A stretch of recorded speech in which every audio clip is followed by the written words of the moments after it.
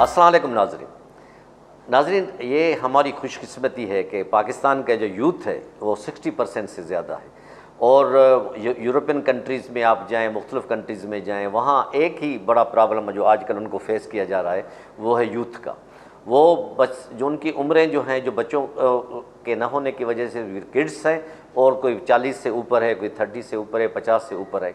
ये अल्लाह ने हमारे यहाँ ये बहुत एक बड़ा गनीमत है कि हमारे लिए है कि यूथ है। और यूथ हमारा कैसा काम कर रहा है, यूथ के लिए क्या क्या मौक़े मुल्क में हैं। हमारा यूथ पढ़ाई भी कर रहा है, हमारा मुल्क मुख्तलिफ़ बिज़नेस भी कर रहे हैं, मुख्तलिफ़ शोज़ भी कर रहे हैं, फ़ैशन डिज़ाइन में भी काम कर रहे हैं। आज हम आपको एक ऐसे ग्रुप ऑफ यूथ से मिलाएंगे जिन्होंने शो बिज़ में, फ़ैशन डिज़ाइन में और मॉडलिंग में अपना नाम किया है। और मज़े की बात नाज़रीन ये है कि उनको ट्रेंड करने वाला भी हमारा यूथ है।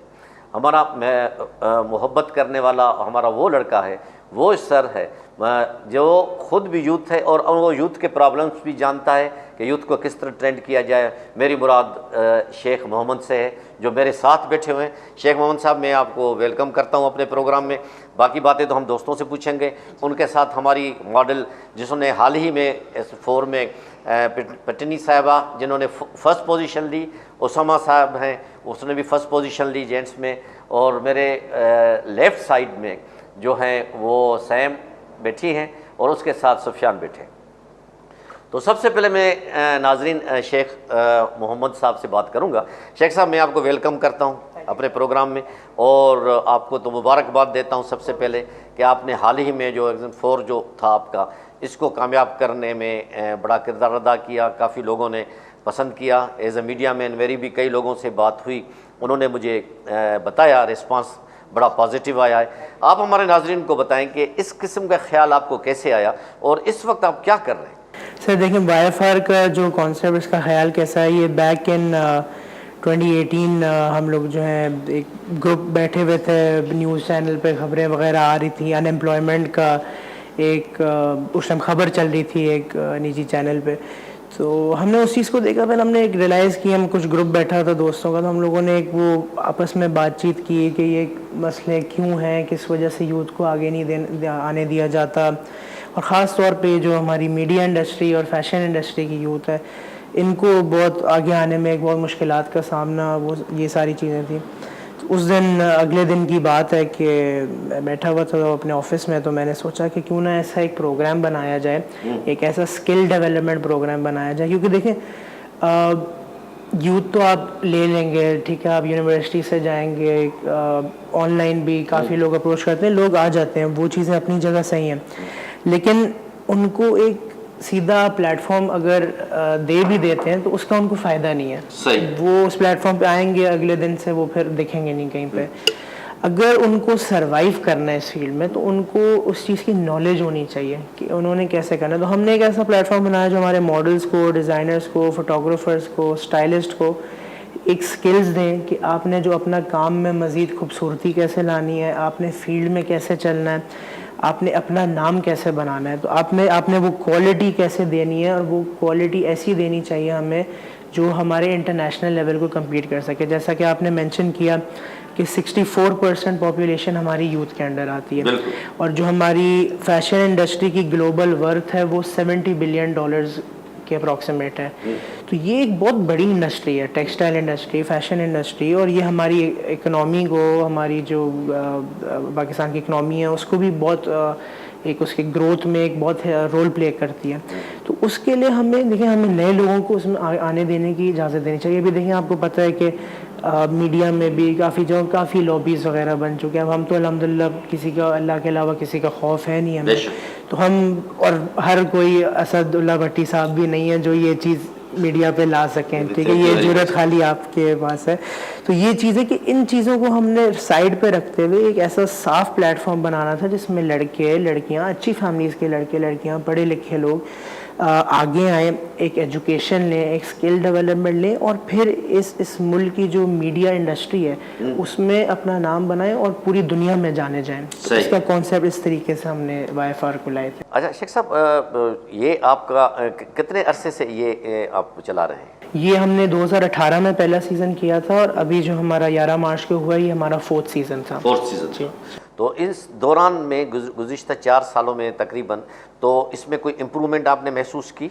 सर बिल्कुल, अल्हम्दुलिल्लाह हमारे पास जो भी हमारे विनर्स और रनर अप्स रहे हैं, इवन जो लोग जो टॉप 6 में नहीं भी आए थे, वो भी अल्हम्दुलिल्लाह आज कहीं ना कहीं अच्छी पोजीशन पे काम कर रहे हैं। ख़ास तौर पे जो विनर्स है, अभी हमारी जो सीज़न 3 की विनर थी, वो भी इंटरनेशनल काम भी कर रही हैं, नेशनल लेवल पे ड्रामाज में रनर अप जो थी वो टीवी शोज़ होस्ट कर रही हैं। बॉयज़ जो थे उनमें से हमारे पास सीज़न 2 में एक बॉय था हमारा जो जीता था, वो भी काफ़ी अच्छे उसने बड़े ब्रांड्स किए, तो इनको एक पाथवे मिल गया। और ये मैं गारंटी के साथ कह सकता हूँ कि अल्हम्दुलिल्लाह जो भी इनको ट्रेनिंग्स दी हैं वो इंडस्ट्री के टॉप लोगों ने दी हैं, 40-40 साल 30-30 साल के एक्सपीरियंस लोगों ने दिए हैं।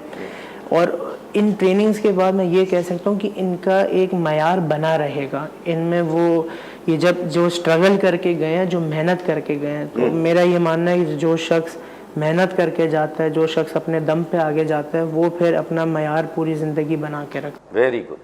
अच्छा miss Patni, welcome to my show. और आपने सीज़न 4 में जो है फर्स्ट पोजीशन ली है मॉडलिंग में, तो आपको इस फील्ड में आने के लिए क्या आपने सोचा कि मैं इस फील्ड में आऊं, और आपको फर्स्ट पोजीशन मिली, तो उस वक्त आपके क्या तासरात थे? उस वक्त तो आई कुड नॉट बिलीव कि मैं जीत गई हूँ, मगर फिर आई वॉज़ वेरी हैप्पी। और बस अब फ्यूचर का इंतज़ार है। I am very excited. क्या सोचा है फ्यूचर के लिए? यही कि मैं एक रनवे मॉडल बन सकती हूँ और अच्छे अपॉर्चुनिटीज़ मिले मुझे। यहाँ आपको माहौल कैसा मिल रहा है? फैमिली माहौल है आपके लिए? जी, बहुत अच्छा माहौल है। सारे लोग बहुत अच्छे हैं यहाँ पे। फर्स्ट टाइम जब आप यहाँ आई इस इंस्टीट्यूट में, क्या फीलिंग्स थी आपकी कि मुझे क्या बनने के लिए जाना है वहाँ पे? पहले जब मैं आई थी YFR के ऑडिशन पे, तो कुछ समझ में नहीं आ रहा था, क्योंकि मैंने सुना भी नहीं YFR का के बारे में। मगर फिर मैं और प्रैक्टिसेस के लिए आई और बहुत अच्छा लगा मुझे। सारे लोग बहुत वेलकमिंग थे, बहुत अच्छे थे, तो मैं यूज्ड टू हो गए। और हम लाइक मोहम्मद सर के साथ और सारे YFR टीम के साथ एक ट्रस्ट जैसा बिल्डअप हो गई थी, तो बहुत अच्छा लगा। अच्छा, फ्यूचर में आपने बताया कि आप मॉडल बनना चाहती हैं, उसके साथ साथ तालीम भी आपकी जारी है? जी, मैं AIFD इकरा यूनिवर्सिटी से फैशन डिज़ाइनिंग का बैचलर्स कर रही हूँ। अच्छा, तो वहीं कभी यूनिवर्सिटी में भी आपको कोई परफॉर्म करने का मौका मिला? जी, एक शूट के लिए बुलाया गया, वेबसाइट शूट के लिए, और बस। तो मकसद you are satisfy here, professional training वगैरह आपको यहाँ मिल रही है? Yes, very satisfied. ट्रेनिंग बहुत हार्ड था, टफ था, मगर बहुत प्रोफेशनली। इंशाल्लाह आपसे दोबारा बात करेंगे। वेलकम उसामा, माशाल्लाह आपने भी फर्स्ट पोजीशन ली मॉडलिंग में और सीज़न 4 में, और आपको मैं दोबारा वेलकम कहता हूँ अपने स्टूडियो में। आप बताएं कि आप इस फील्ड में कैसे आए, और ये जो फर्स्ट पोजीशन मिली उसमें क्या तासरात थे आपके, पर्टिकुलरली आपके पेरेंट्स के क्या तासरात थे? सर बेसिकली था ये कि मेरा बिल्कुल फर्स्ट एक्सपीरियंस था ये। अच्छा। मैं जैबिश में मैकेट्रॉनिक्स इंजीनियरिंग कर रहा हूँ, तो मैं बस अपने दोस्तों के साथ बैठा हुआ था, तो YFR की कैंपेन चल रही थी जैबिश में, तो बैनर्स, पोस्टर, स्टैंडीज वगैरह लगी हुई थी। Very good. तो मेरे दोस्तों ने भी मुझे कहा कि यार ये स्टैंडीज वगैरह लगी हुई है, मॉडलिंग का है, तो आप ना पे ट्राई करो। मैं फ़ोटोज़ वगैरह खिंचवाता हूँ, तो लोग कमेंट्स वगैरह करते थे यार मॉडल ये वो, तो मैंने कहा चलो ट्राई करते हैं, क्या पता कुछ लक निकल जाए। तो मैंने ऑनलाइन अप्लाई किया। एक महीने बाद मेरे ख्याल से, क्योंकि इनके ऑडिशंस थे, तो फिर मुझे व्हाट्सएप पर मैसेज आया कि आपको उधर आना है। मुझे उतना वो नहीं था कि सिलेक्ट हो जाऊँगा। मैं ऑडिशन में गया, मैंने वॉक की, सर ने मुझे सिलेक्ट कर लिया। अब उसके बाद फिर हमारी मंथ जो है वो ट्रेनिंग्स हुई। और जो इनिशियल स्टेज था उसमें तो हमारी फ्राइडे सैटरडे संडे ट्रेनिंग हुआ करती थी। हम सुबह जाते थे, शाम में वापस घर पे आते थे। काफ़ी अच्छा माहौल था, जितने भी दो बॉयज़ वगैरह थे सबके साथ अच्छी बॉन्डिंग हो गई थी। उसके बाद फिर गर्ल्स के साथ तो हमने बॉयज़ के साथ सही। अब उसके बाद जिस वीक में हमारा शो था 11 मार्च को, उस वीक में हमारी जो टाइमिंग्स थी वो भी डबल कर दी गई थी, और हमें पूरा वीक ट्रेनिंग के लिए जाना था। Very good. तो काफ़ी अच्छा हुआ, मेहनत ज़्यादा की, फिर उसका वो एक मेहनत का फल भी मिला, फर्स्ट पोजीशन। अच्छा, जब आपका अनाउंसमेंट हुई तो mister Osama is got first position, तो उस वक्त आपको यकीन था कि मैं फर्स्ट पोजीशन ले लूँगा? मुझे यकीन तो थोड़ा बहुत था कि हो सकता है हो जाऊँ, लेकिन फिर जब रनर अप और सेकंड रनर अप अनाउंस हुए मैंने कहा हो सकता है कि नाम अनाउंस हो, मैं खड़ा भी इसी तरह था। लेकिन फिर नाम अनाउंस हुआ तो बहुत अंदर से खुशी हुई। मैंने वॉक की, फाइनल वॉक की, मेरे पेरेंट्स भी बैठे हुए थे, उनको भी बहुत खुशी हुई। उन्होंने मुझे बहुत सपोर्ट किया कि आप आगे परस्यू करो उस चीज़ को। आगे मुझे स्टडीज़ भी अपनी कंटिन्यू करनी है और उसके साथ साथ मॉडलिंग में भी एक अच्छा नाम कमाना है। अच्छा, स्टडी का और मॉडलिंग का थोड़ा वो है, स्टडी अपनी जगह पे, मॉडलिंग अपनी जगह पे। अगर क्विज कंपटीशन या डिबेट कंपटीशन होता तो फिर चौली दामन का साथ होता है एजुकेशन के साथ। लेकिन ये दोनों फील्ड्स जो हैं ईस्ट एंड वेस्ट हैं, तो ज़रूरत अब आपको इस बात की है कि एजुकेशन पे भी ध्यान दें और उसके साथ साथ आप अपना ये काम भी जारी करें, क्योंकि ये एक गारंटीड है कि अल्हम्दुलिल्लाह कि ये एक बहुत ही अच्छा इंस्टीट्यूट है।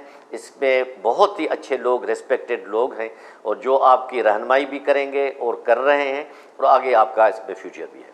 और अभी हम आपको बात कर रहे हैं श्याम से। Shyam, welcome to our show. आप भी कौन है और आपने रनर अप माशाल्लाह मॉडलिंग में लिया है, तो आप पढ़ाई भी कर रही हैं। पहले तो ये बताएं आप क्या पढ़ रही हैं? मैं आईकॉम कर रही हूँ। आईकॉम कर रही है, तो आईकॉम और मॉडलिंग का क्या रिश्ता है? कुछ भी नहीं। तो आपको यहाँ का शौक कैसे हुआ? मुझे शौक कैसे हुआ? मुझे शौक बचपन से था, बट पहले अलाउ नहीं था क्योंकि स्कूल था। आफ्टर स्कूल फिर मैंने अप्लाई किया बहुत सारी जगहों पे, फिर फाइनली मैं SMH हाउस पहुंची और उसके बाद जो यहाँ पे मतलब मिला, एक्चुअली फेम मिला, वो एक्चुअली यहाँ से मिला। तो इस इंस्टीट्यूट में जब आप आई तो आपको कैसा महसूस हुआ? घर जैसा माहौल? यहाँ बिल्कुल घर जैसा था। फर्स्ट डे तो मैं बहुत नर्वस थी कि पता नहीं कैसा होगा, वहाँ पे जितने भी लोग होंगे दबाएंगे कि भाई नहीं हम सीनियर्स हैं, नहीं ऐसे कुछ भी नहीं था, बिल्कुल घर जैसा माहौल था। तो जब आप पहली दफ़ा रैंप पे आई, जब आप वॉक कर रही थी, आपको यकीन था कि मैं इंशाल्लाह कोई ना कोई पोजीशन दूंगी? नहीं, ऐसा कुछ भी नहीं ऐसा नहीं था। ऐसा नहीं था। जब अनाउंसमेंट हुई तो तब मैं शॉक थी। मैंने कहा अच्छा मुझे वॉक करना है, फिर मैंने वॉक स्टार्ट किया। अच्छा सैम, अब ये बताएं कि आप यूथ आइकॉन है कि एक अच्छे मॉडल के लिए किन चीज़ों की ज़रूरत होनी चाहिए? I think confidence. अगर आपके अंदर कॉन्फिडेंस है आप कर सकते हो, क्योंकि रैम्प पे कॉन्फिडेंस मैटर करता है ना, कि आप कितना कॉन्फिडेंस से वॉक कर सकते हो। अगर आपके पास कॉन्फिडेंस नहीं, आप डगमगा जाओगे, फिर ख़राब हो जाती है वॉक। बिल्कुल। तो जब आप कॉन्फिडेंस भी आप में है अल्हम्दुलिल्लाह और आप ये पढ़ाई भी कर रही हैं, तो पढ़ाई के हवाले से आप क्या बनना चाहती हैं? क्या ग्रेजुएशन करना चाह रही हैं या क्या पोस्ट ग्रेजुएशन? नहीं, मैं बस आईकॉम करने के बाद मैं किसी बैंक में जॉब करना चाहती हूँ। जॉब करना चाहती हैं, वेरी नाइस। तो अगर आपको ऑफर दी जाए कि आप इस इंस्टीट्यूट में एज ए इंस्ट्रक्टर काम करें, बच्चों को तैयार करें, तो कर सकेंगे? नहीं, मैं बहुत बुरी मैं अच्छा नहीं, टीचर नहीं करती, मैं बिल्कुल अच्छी टीचर नहीं हूँ। तो फ्यूचर में आपको इस फील्ड में अगर आपको मौका दिया जाए, आप क्या बनना चाहते हैं? मैं मॉडल बनना चाहती हूँ, एक्टर भी बनना चाहती हूँ। Very nice. सफियान, आपको भी हम वेलकम करते हैं। आप माशाल्लाह आप यूथ आइकॉन है। और हम ये बताएं कि क्या तालीम है आपकी? मेरी एजुकेशन जो है मैं अभी BCom कंप्लीट कर चुका हूँ। Very good. और YFR से पहले मैं एक जगह जॉब कर रहा था, तो जैसे ही मेरे पास YFR की अपॉर्चुनिटी आई तो मैंने वो जॉब स्विच कर दी। एक दिन की छुट्टी ली थी, मैंने कहा ऑडिशन देता हूँ, सिलेक्शन सिलेक्शन तो अल्लाह ताला के हाथ में है। बेशक। तो मैं सेलेक्ट हो गया। उसके बाद मेरी जर्नी स्टार्ट हुई, और जर्नी के बाद जैसे जैसे आगे बढ़ते रहे तो मुझे समझ में आ गई थी कि मुझे अब आगे ज़्यादा लंबी लीव लेनी है अपने ऑफिस से। तो फिर मैंने उस ऑफिस को खैराबाद कह दिया। मैंने कहा बस आपका मेरा साथ यहाँ तक था, अब मेरी मंजिल कुछ और है। फिर ऑडिशन के वक्त सर थे और एक अच्छे कॉन्फिडेंस के साथ मैंने सिर्फ सिंपल सी वॉक करी। इसके बारे में मतलब इससे पहले मैंने कोई ना रैम वॉक किया ना कुछ, इसके मैं कमर्शियल किए और सेकंड लीड पे किए, कुछ ब्रांड शूट्स वगैरह, फोटो शूट वगैरह किए, लेकिन रैम वॉक और रनवे मॉडल के मतलब हवाले से कुछ एक्सपीरियंस नहीं था। ये मेरा पहला था। तो बस एक कॉन्फिडेंस के साथ मैंने सिंपल वॉक किया और जो कि क्लिक कर गया अल्हम्दुलिल्लाह, और मैं सेलेक्ट हो गया। एंड देन उसके बाद SMH हाउस में हमारी ट्रेनिंग सेशन शुरू हो गए। और बेसिकली एक लोग इसको समझते हैं कि एक फैशन शो है YFR बेसिकली एक स्किल डेवलपमेंट प्रोग्राम है। मेरे अंदर जो चेंजेस मैंने देखे YFR से पहले और उसके बाद, कि आई कांटेक्ट क्या होते हैं, हेड रैम्प पे आके कैसे आपने एक्सप्रेशन देने हैं, किस हिसाब से वॉक करने हैं, किस अटायर के साथ आपने आना है, और क्या क्या चीज़ें जो आपको डिज़ाइनर ने दी हैं वो आपको कैसे शो करनी है। क्योंकि एक मॉडल का काम है कि एक डेमो देना कि मैंने ये पहना है तो आप देखें, अट्रैक्ट हो मेरी तरफ, तो वो सब चीज़ें कैरी करना मैंने SMH हाउस में सीखी। मेरे बहुत सारे जो काबिल एहतराम सारे कोरियोग्राफर जितने भी थे वो सब उन्होंने मुझे बहुत गाइड किया, सर ने बहुत गाइड किया। बस इसी तरह चलते रहे। और अच्छा, पेरेंट्स की तरफ से कोई हिंड्रेंस तो नहीं थी? पेरेंट्स की तरफ शुरू में थी। जब मैं बिल्कुल इंटर लेवल में था तो मुझे बहुत ज़्यादा क्रेज़ था कि मैं कुछ मीडिया टाइप चीज़ों में इंटरेस्ट करूँ, मतलब इन करूँ। तो कुछ ज़्यादा अच्छा रिस्पांस मिल नहीं रहा था। बस अम्मा ने मुझे कहा कि बेटा हम सिफारिश वाले लोग नहीं हैं, हमारे पास कोई ऐसी बड़ी चीज़ नहीं है, तो किनारा कर लो, इससे पहले कि तुम्हारा दिल टूटे और फिर जो चीज़ें कर रहे हो उससे भी तुम दिल बर्दाश्त हो वो भी छोड़ दो। तो YFR ने आपको नाउम्मीद नहीं किया? नाउम्मीद नहीं किया। Very thank you very much Mohammad साहब। आपने माशाल्लाह एक इतना इदारा चला रहे हैं जिसमें यूथ है और यूथ की कोई कमी नहीं है। ज़रूरत इस बात की है कि उन लोगों को सही माहौल फराहम करें और वो YFR कर रहा है। Miss Patni thank you very much, Usama thank you very much, Saima thank you for coming, Sufiyan thank you very much. ये इदारा जो है YFR, जो लोगों के जहन में कॉन्सेप्ट होता है कि जी हम अपनी बच्चियों को कैसे छोड़ें, हम यूथ के साथ कैसे आइकॉन के साथ काम करें, लेकिन यहाँ ये वो माहौल है जो खुद ये लोग बता रही हैं और बता रहे हैं कि घर जैसा माहौल है, रिस्पेक्टेबल माहौल है। यहाँ आप भी अपने बच्चों को छोड़ सकते हैं, भेज सकते हैं अगर उनमें टैलेंट है। अगर नहीं भी है तो उनको ऐसी किस्म की ट्रेनिंग और एक्सरसाइज कराई जाती हैं ताकि वो भी अपने फील्ड में और पढ़ाई के साथ साथ अपने मुल्क का नाम रोशन कर सकें। इसी के साथ ही अपने मेज़बान असदुल्ला भट्टी को इजाज़त दीजिए। अल्लाह हाफ़िज़।